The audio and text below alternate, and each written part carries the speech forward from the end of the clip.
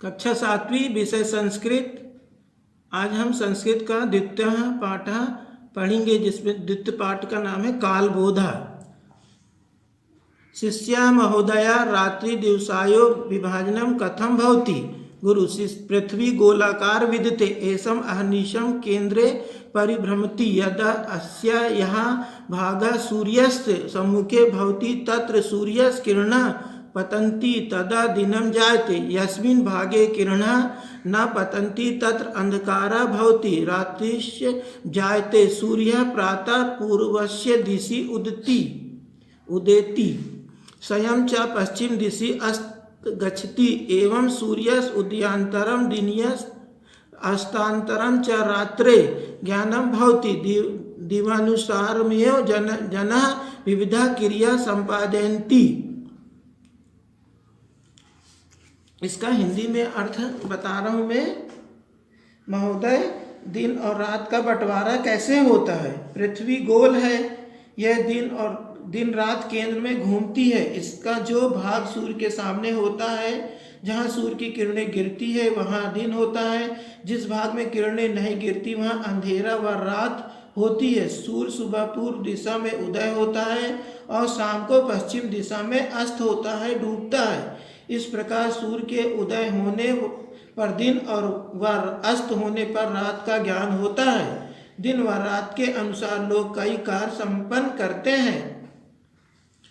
उसके आगे, शिष्य, सप्ताहे कति दिनानि भवन्ति? गुरु, सप्ताहे सप्त दिनानि भवन्ति, तेषां नामानि तु रविवासरः, सोमवासरः, मंगलवासरः, बुधवासरः, गुरुवासरः, शुक्रवासरः, शनिवासरः चेति। शिष्य, वर्षे कति मासा भवन्ति? गुरु, वर्षे 12 मासा भवन्ति, तेषां नामानि तु चैत्रः, वैशाख्यः, ज्येष्ठः, आषाढः, श्रवण, भाद्रपद, अश्विना, कार्तिका, मार्गशीर्ष, पौष, माघ, फागुन चेति। शिष्य, तिथिं कति भवन्ति? गुरु, प्रतिपदा तिथिं 15 भवति, यथा प्रतिपदा द्वितीया, तृतीया, चतुर्थी, पंचमी, षष्ठी, सप्तमी, अष्टमी, नवमी, दशमी, एकादशी, द्वादशी, त्रयोदशी, चतुर्दशी, पूर्णिमा, अमावस्या।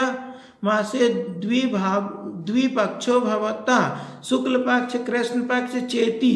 शुक्ल पक्षे पूर्णिमा, कृष्ण पक्ष च अमावस्या भवति। शुक्ल पक्षे चंद्रः क्रमशः वर्धते, पूर्णिमा च पूर्णता प्राप्नोति, स पंचदशभिः कलाभिः पूर्णः भवति।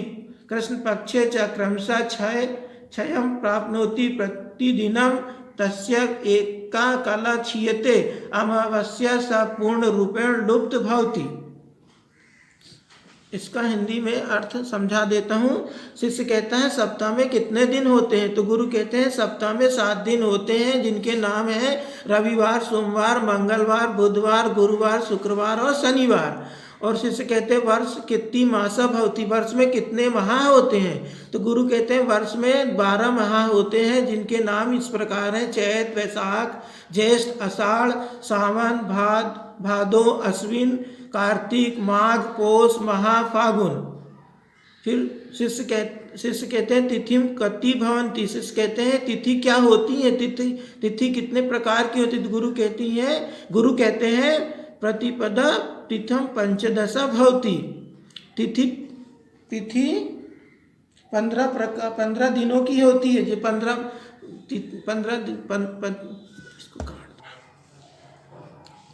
शिष्य, तिथियां कति भवन्ति? तो शिष्य कहते हैं कि तिथियां कितनी होती हैं? तो गुरु कहते हैं, प्रत्येक पक्ष 15 दिन का समूह होता है। 15 तिथियां होती हैं, जैसे प्रतिपदा, द्वितीया, तृतीया, चतुर्थी, पंचमी, षष्ठी, सप्तमी, अष्टमी, नवमी, दशमी, एकादशी, द्वादशी, त्रयोदशी, चतुर्दशी एवं पूर्णिमा या अमावस्या। माह में 2 पक्ष होते हैं, शुक्ल पक्ष और कृष्ण पक्ष। शुक्ल पक्ष में पूर्णिमा और कृष्ण पक्ष में अमावस्या होती है। शुक्ल पक्ष में चंद्रमा धीरे धीरे बढ़ता है और पूर्णिमा को पूरा होता है, वह 15 कलाओं से पूर्ण होता है।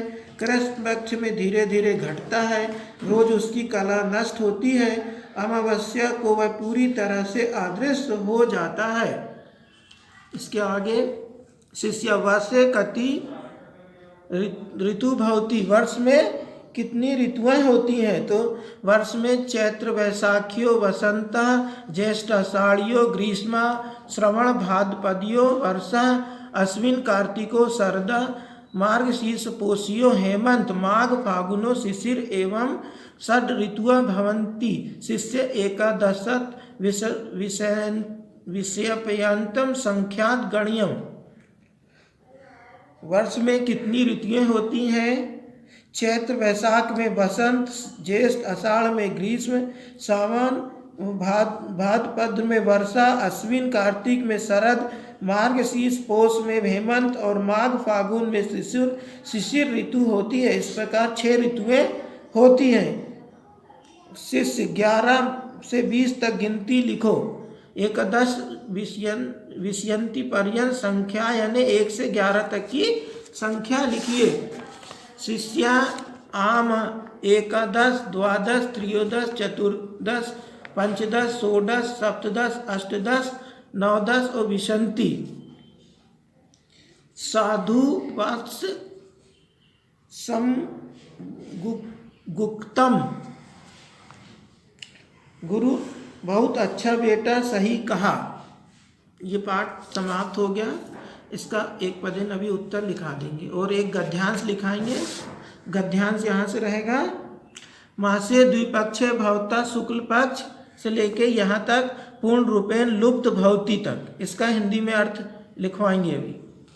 अच्छा, 7वीं विषय संस्कृत द्वितीय पाठा कालबोधक। इसमें अपन एक गद्यांश है, उसका हिंदी में अर्थ सब लिखेंगे। मासे द्विपक्षीय भवता देश लुप्त भवती। वहां में 2 पक्ष होते हैं, शुक्ल पक्ष और कृष्ण पक्ष। शुक्ल पक्ष में पूर्णिमा और कृष्ण पक्ष में अमावस्या होती है। शुक्ल पक्ष में चंद्रमा धीरे धीरे बढ़ता है, पूर्णिमा को वह पूरा होता है, वह 15 कलाओं से पूर्ण होता है। कृष्ण पक्ष में धीरे धीरे घटता है, रोज उसकी कला नष्ट होती है। अमावस्या को वह पूरी तरह अदृश्य हो जाता है। उसके बाद देखेंगे पहला रहेगा एक पदे में उत्तर लिखना, यानी एक वाक्य में उत्तर अपने को लिखना है।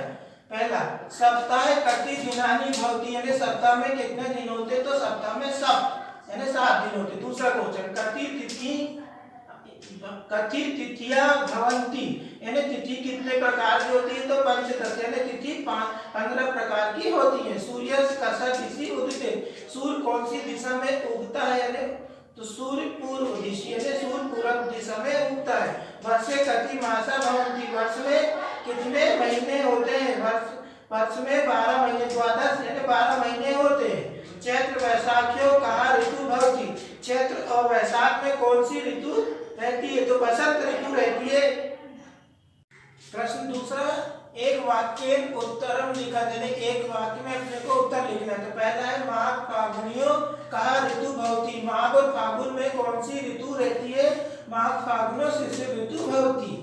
दूसरा, चंद्र कदा पूर्णता प्राप्नोति, चंद्रमा कब पूर्ण होता है? तो चंद्र पूर्णमास्या तिथियो पूर्णता प्राप्नोति, चंद्रमा पूर्णिमा को पूरा दिखाई देता है।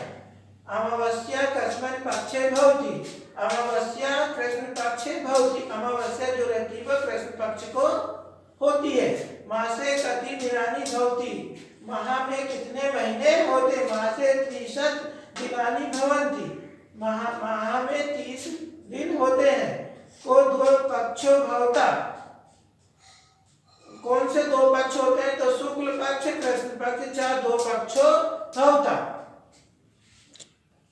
प्रश्न तीसरा, समुचित युग निर्माण करो। ये तुम्हारा होमवर्क रहेगा। ये सही जोड़ी है, इसको सही जोड़ी को तुमको अपनी कॉपी में करके रखना है, फिर दिखाना है। तो इसको मैं पढ़ दे रहा हूँ। श्रवण मास से क्या है? कौन सी ऋतु रहती है श्रवण महीने में? सावन महीने में कौन सी ऋतु रहती है? तो श्रावण में वर्षा ऋतु रहती है। मार्गशीर्ष मासे मार्गशीर्ष महीने में कौन सी ऋतु रहती है? तो हेमंत ऋतु रहती है। चैत्र महीने में बसंत ऋतु, आषाढ़ मास से ग्रीष्म ऋतु, फागुन मास से शिशु ऋतु और कार्तिक मास से शरद ऋतु। ये तुम लोग का होमवर्क रहेगा। फिर उसके बाद प्रश्न चौथा, अधोलिखित समुचित पदम चित्वा रिक्त स्थानी पूर्य। ये जो खाली स्थान दिए गए इसमें ये दिया गया है, इसमें से तुमको भर के इसमें लिखना है। तो क्या है, शुक्ल पक्षे खालिस्तान तिथि भवती। तो शुक्ल पक्ष में कौन सी तिथि होगी, अमावस्या या पूर्णिमा। तो पूर्णिमा। ज्येष्ठ मासांतरम खालिस्तान मासा भवती। ज्येष्ठ मासांत में ज्येष्ठ श्रावण मास या आषाढ़, क्या आएगा, आषाढ़। सप्ताहे खालिस्तान दिनानी भवंती। सप्ताह में कितने दिन होते, 9 या सप्त, तो सप्त। शुक्ल पक्षे चंद्र क्रमशः खालिस्तान क्षीयते या वर्धते। तो क्या आएगा, वर्धते। शुक्ल पक्षे चंद्र क्रमशः वर्धते। फिर पांचवा, पक्षे तिथियां खालिस्तान भवंती, तो आएगा पंचदशा। फिर उसके बाद पांचवा क्वेश्चन, निम्नलिखित शब्दान पर्याय शब्दान लिखन, पर्यायवाची शब्द लिखना है। सूर्य का पर्यायवाची क्या होता है, रवि और भानु। चंद्रमा का पृथ्वी, वासर और निशा का, ये दो तुमको लिख के कॉपी में रखना है, फिर चेक करा लेना। तो पार्ट 2 तुम्हारा समाप्त हो गया है।